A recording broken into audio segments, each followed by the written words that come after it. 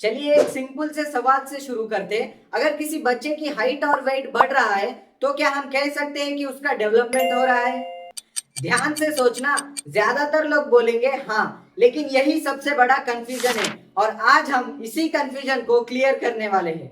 आज का टॉपिक है बाल विकास और इसमें तीन इंपॉर्टेंट टर्म्स है: वृद्धि, विकास, परिपक्वता। वृद्धि का मतलब होता है, सिंपल लैंग्वेज में समझो, बॉडी के साइज में जो इंक्रीज होता है उसे हम वृद्धि कहते हैं, या फिर थोड़ा टेक्निकल बोलूं, शरीर में होने वाले मात्रात्मक यानी फिजिकल चेंजेस को वृद्धि कहा जाता है।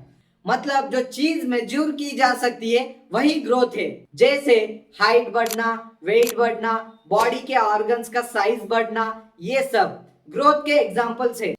अब ग्रोथ सिर्फ बाहर ही नहीं होती, ग्रोथ दो टाइप की होती है: बाहरी वृद्धि यानी एक्सटर्नल ग्रोथ, आंतरिक वृद्धि यानी इंटरनल ग्रोथ। एक्सटर्नल ग्रोथ जो दिखता है जैसे height, weight, body structure. Internal growth जो नहीं दिखती बट होती है, जैसे मस्तिष्क, हृदय, यकृत। एक इंटरेस्टिंग बात, बाल और नाखून लाइफ भर बढ़ते रहते हैं, ये भी ग्रोथ का पार्ट है।